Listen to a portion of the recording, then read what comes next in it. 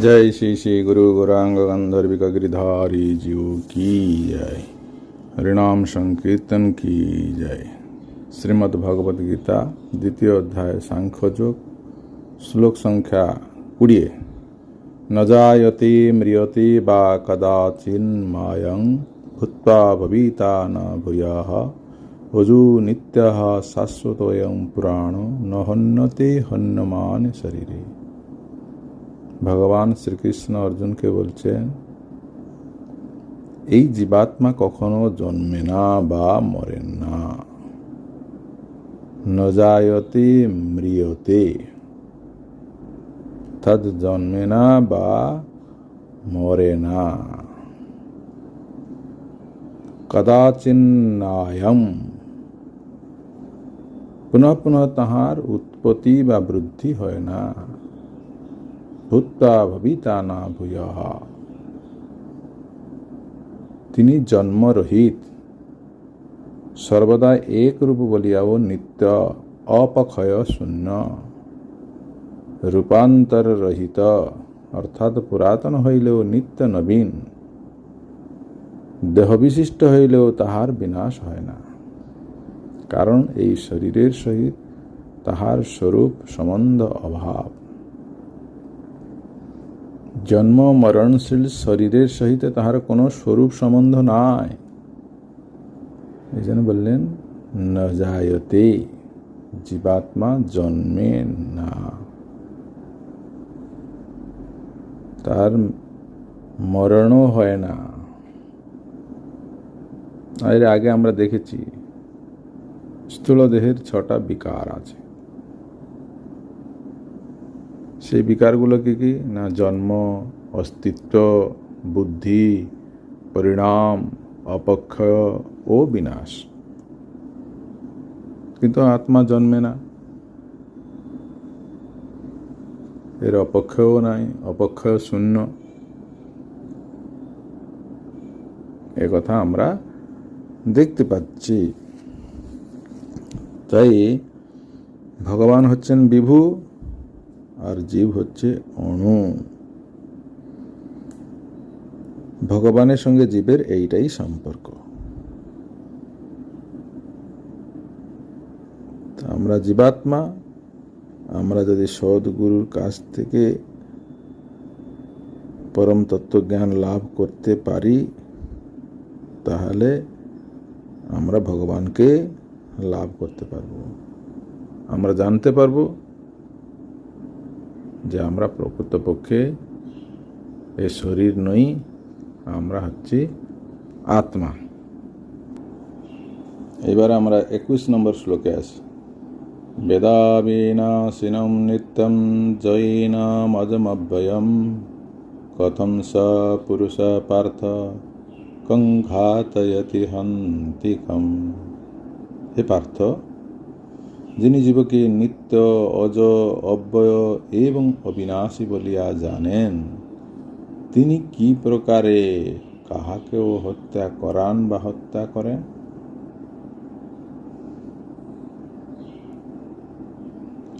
আরো বলে দিচ্ছে, তুমি যুদ্ধ করিয়াও এবং আমি যুদ্ধে প্রেরণা দিও, আমরা উভয়ে দোষী ভাগী হইব না। আত্মা ষড় বিকার শূন্য। অতএব হে অর্জুন, তুমি নিজেকে বধক্রিয়ার কর্তা এবং আমাকে বধক্রিয়ার প্রেরণাদাতা মনে করিও না। আত্মা অবিনাশী, অজ, অব্যয়। সুতরাং যুদ্ধ করা আমাদের শ্রেয়। এবার আমরা 22 নম্বর শ্লোকে আসি। বংশাসি জীর্ণানি যথা বিহায় নবানি গৃহ্ণাতি নরোপরাণি তথা শরীরাণি বিহায় জীর্ণান্নানি সঞ্জাতি নবানি দেহি। মানুষ যে প্রকার জীর্ণ বস্ত্র পরিত্যাগ করিয়া অপর নববস্ত্র পরিধান করে, সেই প্রকার জীবাত্মা জীর্ণ দেহ পরিত্যাগ করিয়া অপর নূতন দেহ ধারণ করিয়া থাকে। জীর্ণ বস্ত্র পরিত্যাগ করিয়া নরগণ যের নববসন পরিধান করে, দেহীও সেই রকম জীর্ণ শরীর ত্যাগ করত অভিনব দেহ ধারণ করিয়া থাকে। এটাই এখানে বলছেন।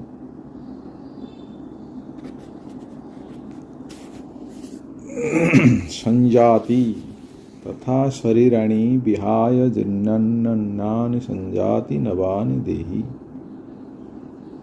नवानि बनते नतून देह सकल। संजाति प्राप्त किरकम प्राप्त सर्वप्रकार गर्भवासादि कष्ट भिन्न अति शीघ्र ही भक्ति लाभ करे। কি প্রাপ্ত হবে? ভক্তি লাভ করবে। অপরের দেহবধের জন্য প্রায়শ্চিতমূলক বাক্যগুলি যজ্ঞ, পূজা ও যুদ্ধে বধ ভিন্ন অন্যভাবে বধ করলে সেখানে প্রযুক্ত হয়। তাই এখানে বলছেন জীর্ণ বস্ত্র পরিত্যাগ করে যেরকম নতুন বস্ত্র পরিধান করা হয়, ঠিক সেই রকম জীর্ণ শরীর ত্যাগ করে নব্য শরীর লাভ হয়। এতে দোষ কি? যদি তুমি যুদ্ধ করো এবং তাদের বিনাশ হয়, এতে দোষ কি? তোমার দোষ বা কি, আমার বা কি দোষ?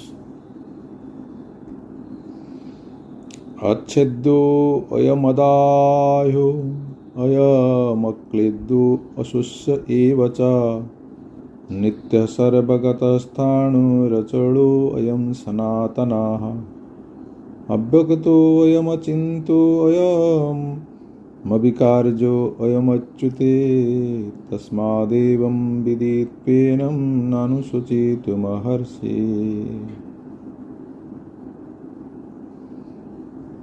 নানুশোচিতু মহর্ষি, অর্থাৎ অনুশোচনা করা উচিত নয়।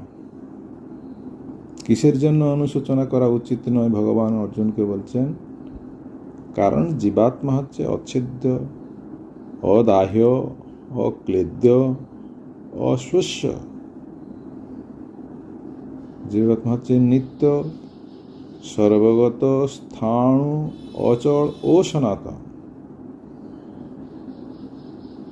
আর কি? অব্যক্ত, অচিন্ত, বিকার রহিত। কারণ আমরা জানি ষড় বিকার শূন্য। সুতরাং ইহাকে এই প্রকার জানিয়া শোক করা উচিত নহে। জীবাত্মাকে যদি এই প্রকার আমরা জানি, তাহলে আমাদের শোক করা উচিত নয়। অনুসূচিতুম না আহর্ষি, অনুশোচনা করা উচিত নয়। এই কথাটাই ভগবান শ্রীকৃষ্ণ অর্জুনকে জানালেন। পরবর্তী শ্লোক।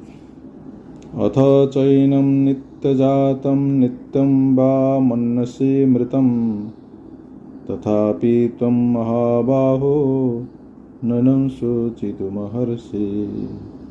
হে মহাবাহু অর্জুন, আরও যদি তুমি জীবাত্মাকে নিত্যজাত বা নিত্য মৃত বলিয়াই মনে করো, তাহা হইল তুমি আত্মার নিমিত্ত শোক করিতে পারো না। নৈনম শোচিতুমর্হসি, যদি জীবাত্মাকে তুমি নিত্যজাত বা নিত্য মৃত বলিয়া জানো, তাহলে তুমি শোক করতে পারো না, বা তোমার শোক করিবার কোনো কারণ নাই। 27 নম্বর শ্লোক। जातस्य हि ध्रुव मृत्यु ध्रुवं जन्म मृतस्य च तस्मात् परिहार्यार्थे नतं शोचितुमर्हसि। हे अर्जुन, जेहेतु जन्म हईलेও मरण निश्चित एवं मरण हईलेও जन्म निश्चित, से हेतु এইরূপ অবশ্যম্ভাবী বিষয়ে শোক করা উচিত নয়। জাতস্য হি ধ্রুবম মৃত্যু ধ্রুবম জন্মম মৃতস্য চ। জন্ম নিশ্চিত, মৃত্যু নিশ্চিত। তাহলে শোক করা উচিত নয়।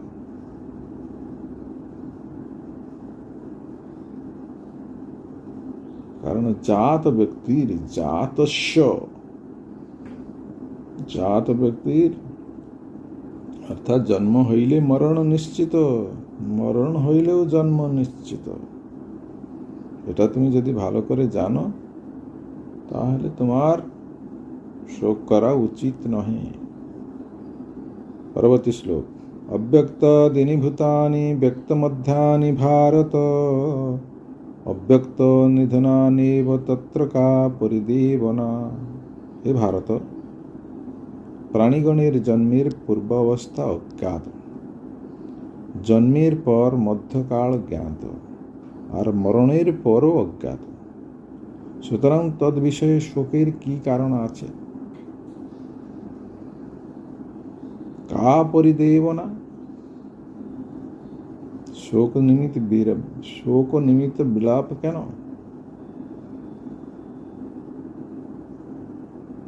আমরা জন্মাবার আগে কিছু জানি না, পূর্ব ইতিহাস আমাদের মনে নেই। জন্মার পর আমরা কিছুটা জ্ঞাত হয়ে যাই, আমাদের মৃত্যু হওয়ার পরও আমরা কিছু বুঝতে পারি না।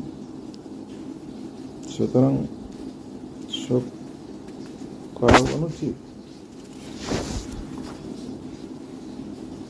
পরবর্তী শ্লোক। আশ্চর্যবৎ পশ্যতে কশ্চিদিদেনমাশ্চর্যবৎ বদতি তথৈব চান্যঃ আশ্চর্যবচৈনামন্যাঃ শৃণোতি শ্রুত্বাপ্যেনং বেদান চৈব কশ্চিৎ। কেহই আত্মাকে আশ্চর্যজনকভাবে দেখে, সেইরূপ অন্য কেহ বিস্ময়ের সহিত বলেন এবং অন্য কেহ আশ্চর্যবৎ শ্রবণ করেন। কেহ আবার শুনিয়াও ইহাকে সম্যক জানিতে পারেন না। ভগবান শ্রীকৃষ্ণ অর্জুনকে এত কিছু বলছেন কেননা জীবাত্মার স্বরূপ সম্বন্ধে এই প্রকার ভ্রম আছে। জড়বাদ, অচৈতন্য, চৈতন্যবাদ কেবল দ্বৈতবাদ রূপ অনর্থ প্রসূত হইয়াছে। এই জন্য অনেকেই সম্যক রূপে জানিতে পারেন না। 30 নম্বর শ্লোক। দেহি নিত্যম অবধ্যেও অয়ম দেহি সর্বস্য ভারত তস্মাৎ সর্বাণি ভূতানি নত্যং শুচিতুমর্হসি। দেহধারী এই জীবাত্মা সকল দেহেই নিত্য অবদ্ধ রূপে বিরাজিত। সুতরাং ভূতগণের জন্য তোমার শোক করা উচিত নয়। দেহধারী এই জীবাত্মা নিত্য অবদ্ধ রূপে বিরাজমান, অতএব ভূতগণের জন্য তোমার শোক করা কর্তব্য। সর্বাণি ভূতানি, সকল ভূতের নিমিত্ত। তং শুচিতুং ন হর্ষে, তোমার শোক করা উচিত নহে। তাহলে কি করা উচিত? আমি কি করিব না করিব নিশ্চিত করিয়া বলো, তুমি বলেছিলে। তাই বলছেন শোক করিও না। শোক করিও না মানে কি? যুদ্ধ করো। ভগবান শ্রীকৃষ্ণ কে অর্জুন বলেছিলেন, আমি কি করিব না করিব আমার জানা নেই, আমি আপনার শিষ্য হলাম, আপনি আমাকে বলুন।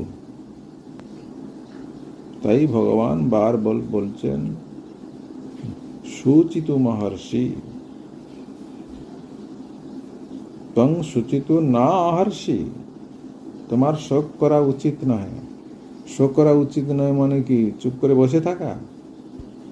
যুদ্ধ করো, ভগবান বলছেন যুদ্ধ করো। শেষ।